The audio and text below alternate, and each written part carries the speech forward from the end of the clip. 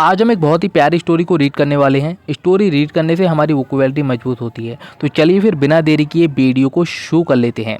आज जो हम स्टोरी पढ़ने वाले हैं उसका नाम है फादर एंड सन। इस स्टोरी में दो कैरेक्टर हैं, फादर यानी होता है पिता और सन यानी होता है बेटा। फादर यानी पिता और सन यानी बेटा। अब यहाँ पर स्टोरी में क्या क्या होने वाला है चलिए फिर वो जान लेते हैं। ये स्टोरी बहुत ही इंटरेस्टिंग है, इसे सुनने में आपको बहुत मज़ा आएगा। तो वीडियो को लाइक कर लेना और चैनल को सब्सक्राइब कर लेना, क्योंकि हम नई नई स्टोरीज लाते रहते हैं जिससे कि आप भी अंग्रेजी में जो स्टोरीज हैं उन्हें पढ़ना सीख जाएँ। तो चलिए फिर वीडियो की तरफ चलते हैं। तो स्टोरी में होता है कि वन डे यानी एक दिन, आपको पता होगा वन यानी होता है एक और डे यानी होता है दिन। तो वन डे यानी एक दिन, ए रिच, रिच मानी होता है अमीर, रिच मानी होता है अमीर, यानी ए रिच यानी एक अमीर, फादर यानी कि पिता, तो यानी एक अमीर पिता took his family and son to the village, यानी एक अमीर पिता अपनी फैमिली यानी परिवार को एंड सन यानी बेटे को टुक टू द विलेज यानी कि गांव लेकर गया। अपने परिवार को और अपने बेटे को गांव लेकर गया। विलेज यानी होता है गांव। यहाँ आप देख लेना और लिख लेना अगर आपको नहीं पता है तो, कि विलेज यानी गांव होता है, वन यानी एक आप जानते हो, डे यानी दिन होता है, ए यहाँ पे फिर से एक हो जाएगा, रिच यानी होता है अमीर। आपको जो भी न्यू वर्ड मीनिंग मिले उन्हें आप नोट कर लेना, ये कॉपी पेन लेकर जरूर बैठना। आप आज सीखोगे, कल आने वाली नेक्स्ट स्टोरी में आपको यही सब फिर से मिलेंगे। आपको पहले से जानकारी होगी कि इसको हम हिंदी में कहते क्या हैं। तो रिच यानी होता है अमीर, फादर यानी होता है पिता, टुक यानी लेकर गई, यहाँ पर ले जाने के लिए टुक का यूज़ हुआ है, हीज फैमिली यानी अपने परिवार को, एंड यानी और के लिए आता है, सन यानी बेटा, टू द विलेज यानी गांव के लिए। अब आगे बढ़ते हैं। दिस जर्नी, जर्नी मीन्स होता है यात्रा। जब हम कहीं से कहीं के लिए जाते हैं तो हम यात्रा करते हैं। मान लीजिए हम इस प्लेस से इस प्लेस के लिए गए, तो यहाँ जो बीच की ये हमने यात्रा की उसके लिए हम इंग्लिश में कहते हैं जर्नी। यानी दिस जर्नी यानी ये है, दिस यानी होता है यह, तो यानी यह है जर्नी यानी यह है यात्रा, हैड वन गोल, गोल यानी होता है उद्देश्य, यानी इस यात्रा का एक ही उद्देश्य था। यानी दिस जर्नी यानी यह यात्रा, हैड यानी था, वन गोल यानी इस यात्रा का एक ही उद्देश्य था। शो यानी दिखाना, शो मानी होता है दिखाना, योर यानी अपने, सन यानी बेटे को, हाउ यानी कितने, पुअर यानी होता है गरीब, पीपल यानी होता है लोग, कैन यानी सकता सकती हैं, बी यानी हो सकते हैं। यानी इस जर्नी का जो उद्देश्य था, this journey had one goal, इस जर्नी का केवल एक ही उद्देश्य था, शो योर सन अपने बेटे को दिखाना, how poor people can be यानी लोग कितने गरीब हो सकते हैं। आप जैसे जानते हो स्टोरी में ये एक अमीर पिता हैं, तो वो अपने बेटे को दिखाना चाहते हैं कि देखो बेटा गांव में कितने लोग गरीब होते हैं, मैं आज तुम्हें दिखाने ले चलता हूँ। तो इसी उद्देश्य से यानी इसी गोल से पिता अपने बेटे को गांव लेकर गया है। यहाँ आप चित्र में देख पाओगे एक पिता है और एक बेटा है। तो यहाँ जो पिता है वो अपने बेटे को गांव लेकर गए हैं ये दिखाने कि गांव में कितने गरीब लोग होते हैं, क्योंकि ये पिता बहुत रिच है। कहाँ लेकर गए हैं? विलेज यानी गांव में। और वो जर्नी हुई है उनके बीच में, यानी एक यात्रा की है उन्होंने, जिस यात्रा का गोल जो है गरीब लोगों को दिखाना। अब हम आगे चलते हैं। दे स्पेंट, दे यानी वे, स्पेंट यानी बिताया यानी व्यतीत किया। किसी भी चीज़ को हम खर्च करते हैं, मान लीजिए वो टाइम हो या मनी, तो दोनों जगह पर स्पेंट का ही यूज़ किया जाता है, यानी किसी भी चीज़ को खर्च करना। अगर हम कहीं पर रुकते हैं तो हमने टाइम को वहाँ खर्च किया है, तो वहाँ भी हम स्पेंट का यूज़ करते हैं। तो दे स्पेंट, तो उन्होंने वहाँ व्यतीत किया, वन नाइट, वन यानी यहाँ पर आ जाएगा एक के लिए, नाइट यानी होता है रात। इसे भी आप लिख लीजिएगा अगर आपको नहीं पता है कि नाइट यानी रात होती है, रात को हम नाइट कहते हैं। तो दे स्पेंट यानी उन्होंने व्यतीत किया, वन नाइट यानी एक रात। यहाँ पर आप देख पाओगे रात हो रही है, यहाँ पर एक घर है और यहाँ रात का समय है, तो उन्होंने एक रात के लिए वहाँ पर रुके। एंड यानी होता है और, डे यानी एक दिन, यानी एक रात और एक दिन वो वहाँ पर रुके। ये रही रात हमारी और ये रहा हमारा दिन और ये रहा हमारा वो गाँव, और ये रहे उसके मम्मी पापा और ये रहा उनका बेटा। तो वो एक रात और एक दिन वहाँ पर रुके। दे स्पेंट यानी व्यतीत किया उन्होंने, वन नाइट यानी एक रात, एंड यानी और, डे यानी एक दिन हो गया। एट फार्म, फार्म मानी होता है खेत, यानी वह खेत पर रुके।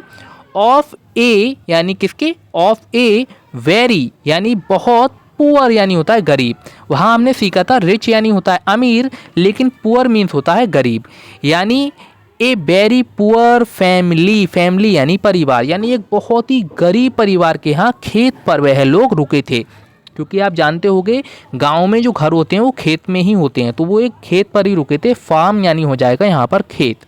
वैन दे, जब वह, वैन यानी होता है जब, दे यानी होता है वे, रिटर्न यानी होता है वापस आना। हम कहीं को गए, मान लीजिए यहाँ पर हम भी देखेंगे, यहाँ से हम यहाँ गए तो हम ये पहुँचे हैं वहाँ पर, वहाँ से हम वापस आएंगे तो उसके लिए हम रिटर्न कहेंगे कि हम वापस आ गए। तो व्हेन दे रिटर्न, जब वह वापस लौटे, फ्रॉम द जर्नी यानी यात्रा से, जिस वो यात्रा पर थे वहाँ से अब वो वापस लौटे।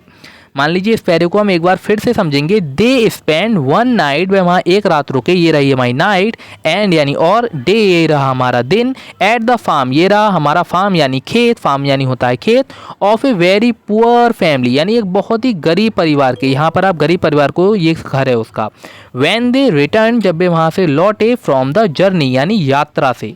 द फादर आस्क्ड, आस्क मानी होता है पूछना, और यहाँ जो ईडी लगी है सेकंड फॉर्म हो जाएगा, यानी पास्ट की बात चल रही है तो यहाँ पर हम आस्क का यूज़ करेंगे। द फादर आस्क्ड यानी पिता ने पूछा, ही सन यानी अपने बेटे से, हीज यानी उसका उसकी होते हैं, सन यानी हो जाएगा बेटा। तो पिता ने अपने बेटे से पूछा, अब वहाँ से हम गाँव गए थे, गाँव से अब हम वापस आ गए, तो अब पिता ने पूछा, हैव यू सीन, क्या तुमने देखा, how poor people can be, कि लोग कितने गरीब हो सकते हैं। मान लीजिए जो अमीर पिता था वो यही तो दिखाने ले गया था अपने बेटे को कि मैं इसे दिखाऊंगा कि हम तो अमीर हैं लेकिन लोग कितने गरीब होते हैं, ये दिखाने के लिए वो लेके गया। तो इसलिए अब अपने पिता ने अपने बेटे से पूछा कि हैव यू सीन, क्या तुमने देखा। सीन यानी होता है देखना, हैव यानी यहाँ पर आ जाएगा क्या बाहर लाएंगे हम, तो उसके लिए कि क्या तुमने देखा। हाउ यानी कितने, हाउ यानी होता है कितना कितनी, पुअर यानी गरीब, पीपल यानी लोग, कैन यानी सकता सकती, वी यानी हो सकते हैं, यानी लोग कितने गरीब हो सकते हैं तुमने देखा या हाँ। व्हाट डिड यू लर्न, तुमने क्या सीखा। व्हाट यानी होता है क्या, डिड यहाँ पर को इंट्रोगेटिव के लिए आएगा, यू यानी तुमने, लर्न यानी सीखा, लर्न यानी होता है सीखा। कोई भी चीज़ हम सीखते हैं तो उसके लिए लर्न कहते हैं। अभी आप जैसे इंग्लिश पढ़ना सीख रहे हो तो आप उसे लर्निंग कर रहे हो, ऐसे कहते हैं ना, लर्न यानी सीखना, तो यहाँ पे लर्न आ जाएगा। तो होता है व्हाट डिड यू लर्न, तुमने क्या सीखा, तुमने देखा वहाँ इतने गरीब लोग थे। देखो अब ये हमारा गांव रहा जहाँ ये लोग गए थे, वहाँ ऐसे लोग थे जो कि पेड़ के नीचे अपना ही कुछ बनाकर रह रहे हैं, उनके अजीब से कपड़े हैं, उनकी गरीबी तुमने देखी, तो तुमने क्या सीखा, उस पिता ने अपने बेटे से पूछा। अब जब पिता ने पूछा है तो बेटे ने उत्तर दिया। ही यानी उसकी, सन यानी बेटा, रिप्लाइड यानी उत्तर दिया। रिप्लाई मानी होता है उत्तर देना, और यहाँ ईडीओ लगाई हो जाएगा इसकी सेकंड फॉर्म यानी पास्ट में यूज हो रहा है ये। तो ही सन रिप्लाइड, उसके बेटे ने उत्तर दिया। क्या उत्तर दिया, आई सा दिस, मैंने यह देखा। आई यानी हो जाएगा मैं, सा यानी देखना, सी मानी देखना होता है, आपको पता होगा। ये सा सेकंड फॉर्म है, ये पास्ट में यूज होती है, तो आप इसे जरूर सीखिए कि कोई भी वर्ब है तो उसका जो है पास्ट में टेंस क्या बनेगा, मतलब पास्ट में वो वर्ब कैसे कहलाएगी। तो यहाँ सी को सा कहते हैं, यानी मैंने देखा, दिस यानी यह है। अब बेटा कह रहा है मैंने देखा यह है।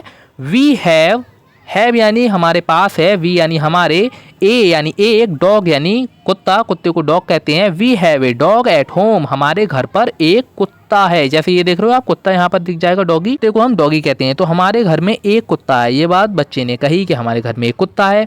They have a lot of animals, लेकिन उनके पास तो बहुत सारे जानवर हैं, क्योंकि आपने देखा होगा गांव में जो लोग रहते हैं उनके पास गैया होती हैं, काव, भैंस, बफेलोस होती हैं, बकरी होती हैं, मुर्गी होती हैं, वो हर जानवर को पालते हैं अपने घर में। तो बेटा कह रहा है हमारे पास तो सिर्फ एक डॉगी है घर में, लेकिन उनके पास तो बहुत सारे जानवर हैं उनके घर में। मैंने ये देखा। दे यानी वे, हैव यानी उनके पास हैं, ए यानी एक, लॉट ऑफ यानी बहुत अधिक, ऑफ एनिमल्स यानी बहुत अधिक एनिमल्स हैं उनके पास, तो हमारे पास तो सिर्फ एक कुत्ता है। ये बात बच्चे ने अपने पापा से कही। वी हैव ए पूल, यानी पूल होता है यहाँ पे स्विमिंग पूल जो होता है ना नहाने वाला, उसे हम पूल कहते हैं, यानी तालाब को भी कहते हैं वैसे पूल, लेकिन यहाँ पर जो पूल है स्विमिंग पूल की बात होती है, जो अमीर लोग अपने घरों में, मान लीजिए नॉर्मल लोग भी होते हैं, अपने घर में बनवाते हैं नहाने के लिए। तो कह रहा है वी हैव ए पूल, हमारे पास एक तालाब है, हमारे पास एक पूल है। जैसे आप यहाँ देख पाओगे छोटा सा पूल है जिसमें पानी भरा हुआ है।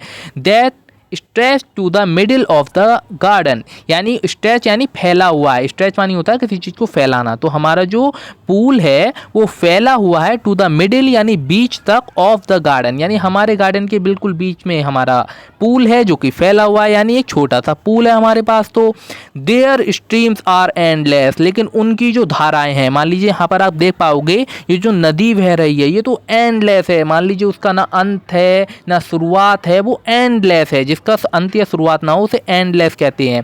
देयर स्ट्रीम्स यानी धाराएं, स्ट्रीम्स यानी होती हैं धाराएं, लेकिन उनकी जो धाराएं हैं, मान लीजिए उनकी जो नदियां हैं वो तो बहुत बड़ी हैं, उनका ना अंत है ना शुरुआत है, लेकिन हमारा जो पूल है स्विमिंग पूल वो तो छोटा सा है, हमारे गार्डन के बीच में तक फैला हुआ है। अब दो चीज़ें उसने बता दी जिसमें जो गरीब लोग, उनके पिता कह रहे थे कि गांव वाले तो इतने गरीब होते हैं, लेकिन उनका बेटा उनके सामने बिल्कुल अलग ही बातें कह रहा है कि अरे हमारे पास तो एक डॉगी है, उनके घर में तो हजारों जानवर पल रहे हैं, और हमारा पुल तो इतना छोटा सा है हमारे गार्डन के बीच में, लेकिन उनकी जो धाराएं हैं, उनकी जो नदियाँ हैं वो तो बहुत बड़ी हैं, एंडलेस है, उनका कोई अंत ही नहीं है। There are imported lamps in our garden, lamps यानी होता है ये लैम्प जो होती हैं लाइट की लगी हुई, आपने देखा होगा रोड साइड लगी होती है, उन्हें लैम्प्स कहते हैं। तो कह रहा है देयर आर इम्पोर्टेड यानी अलग से लगाई हुई लाई हुई लैम्प्स लगी हैं हमारे गार्डन में, हमारे गार्डन में अलग से लाई हुई इम्पोर्टेड की हुई, यानी इम्पोर्ट करके किसी चीज़ को लाते हैं ना कहीं से, तो इम्पोर्ट करके लाई हुई लैम्प्स लगी हुई हैं हमारे गार्डन में। लेकिन देयर स्टार्स, लेकिन उनके गार्डन में तो असंख्य स्टार्स हैं, यानी सितारे झिलमिलाते रहते हैं। हमारे गार्डन में तो नाइट में केवल लैंप्स जलती हैं, लेकिन उनके जो गार्डन यानी खेत हैं उनमें तो ऊपर हजारों तारे झिलमिलाते हैं, जगमग जगमग। मान लीजिए यहाँ भी उसने कंपेयर कर दिया कि हमारा गार्डन तो इतना छोटा है कि वहाँ तो सिर्फ लैंप्स लगी हुई हैं लाई हुई, लेकिन उनका गार्डन इतना बड़ा है कि उसमें हजारों स्टार्स लगे हुए हैं ऊपर की तरफ। Our field of vision is up to the front courtyard, यानी हमारा जो फील्ड है, यानी मान लीजिए हमारा जो गार्डन है उसमें जो हम देख सकते हैं, विजन यानी होता है किसी चीज़ को देख पाना, is up to the front courtyard. Courtyard means होता है हमारे घर का आंगन है, उसके बाहर जो बाउंड्री बनी होती है, हाफ दीवारें, यार्ड जैसे हम बोलते हैं, घर के आसपास प्रोटेक्शन में जो बना होता है, बीच में हमारा घर होता है। घर के बरामदे में जब हम खड़े होते हैं तो केवल यार्ड तक ही हम देख पाते हैं, केवल इतनी ही दृष्टि होती है हमारी, क्योंकि आपने देखा होगा घर के आजू बाजू में और लोगों के घर होते हैं, तो जो हम देख पाते हैं वो केवल हमारे जो आसपास चार दीवारी होती है घर की, वहां तक ही देख पाते हैं। लेकिन दे सी अ होल हैरिजोन, लेकिन उन्हें तो बहुत ही विस्तृत दिखाई देता है। मान लीजिए पूरा ये बड़े बड़े पहाड़ दिखते हैं, हरे भरे गार्डन दिखते हैं, सारा कुछ उन्हें खुला खुला दिखता है। दे सी यानी उन्हें दिखता है, ए होल यानी बहुत ही, हैरिजोन यानी विस्तृत दृश्य, उन्हें बहुत ही ज़्यादा विस्तृत दृश्य दिखता है जो दूर तक फैला हुआ है। लेकिन हमारे घर के आंगन में जब हम खड़े हो जाते हैं तो हमें तो बस चार दीवारी तक दिखता है, ऐसा उसने अपने पिताजी से कहा। When his son finished his speech, when यानी होता है जब, his यानी उसके, son यानी बेटे की, finished यानी ख़त्म हो गई, his यानी उसकी, speech यानी कि जो वह वक्तव्य कह रहा था, जब उसके बेटे की सारी बात ख़त्म हो गई जो वह कह रहा था, His father could not find anything to say. His father यानी उसके पिता could not find यानी कुछ नहीं खोज सके, anything to say कहने के लिए, मतलब उसके पिता बिल्कुल ही खो गए उसकी बातों में, उन्हें कुछ नहीं मिला कहने के लिए कि अरे मेरे बेटे ने क्या बात कही। मैं तो खुद के लिए दुनिया का सबसे अमीर इंसान समझता था, गांव वालों को गरीब समझता था, लेकिन मेरे बेटे ने तो मेरी आंखें ही खोल दी कि मेरे पास तो कुछ नहीं, मुझसे ज़्यादा तो वो गाँव वाले अमीर हैं। तो इसीलिए ही फादर यानी उसके पिता कुड नॉट फाइंड यानी कुछ नहीं खोज सके, एनीथिंग टू से कहने के लिए, मतलब उनके पास शब्द ही नहीं थे कि वो अपने बेटे को कुछ बोलें। हर सन एडेड, जो भी बातें उनके बेटे ने उस बात में ऐड की थी उन्हें सुनने के बाद। अब लास्ट में बेटे ने कहा थैंक यू डैड, धन्यवाद पिताजी। थैंक यू यानी होता है धन्यवाद, डैड यानी पिताजी, बिकॉज क्योंकि, यू यानी तुमने, शोड यानी मुझे दिखाया, सो मानी दिखाना होता है तो शोड या सेकंड फॉर्म आएगी, हाउ पुअर यानी कितने गरीब हैं, वी आर कि हम कितने गरीब हैं, यह मुझे दिखाने के लिए। पिताजी मैं तो सोचता था कि हम सबसे अमीर हैं, यानी हम बहुत अमीर हैं, और उसके पिता को भी यही लगता था कि हम तो बहुत अमीर हैं। यही दिखाने के लिए कि हम कितने अमीर हैं वह अपने बेटे को लेकर गांव में गए थे, लेकिन वहां जाने के बाद उन्हें लगा, उनके बेटे को यह एहसास होगा कि मेरे पापा तो बहुत अमीर हैं इन लोगों से, कि इनके पास तो घर तक नहीं है और हमारे पास इतना बड़ा घर है।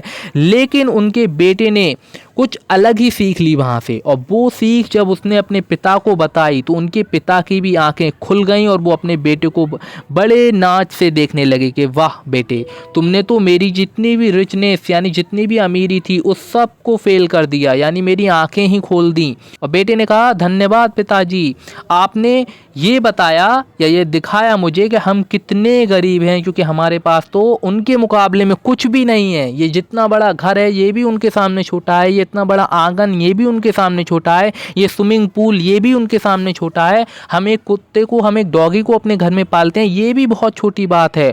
उनके पास तो हर चीज़ असंख्य है, उनकी नदियाँ असंख्य हैं, उनके दिखने वाला दृश्य असंख्य है, उनके पास पलने वाले एनिमल असंख्य है।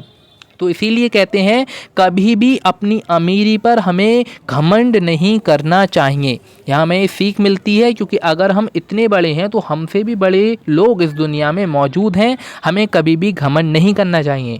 तो इस स्टोरी में से क्या क्या आपने सीखा, मैंने आपको स्टोरी बहुत डीप में समझाने की कोशिश की है, जिससे कि आप समझ सको कि आखिर हम एक स्टोरी जब पढ़ते हैं तो उसके वर्ड से ज़्यादा हम उसके फीलिंग्स को समझने की, उसके इमोशन को समझने की कोशिश करते हैं। तो आप भी अगर किसी को कभी स्टोरी पढ़कर सुनाओ आगे चल के, तो उसे फुल इमोशन के साथ सुनाना, जिससे कि उसे पसंद आए।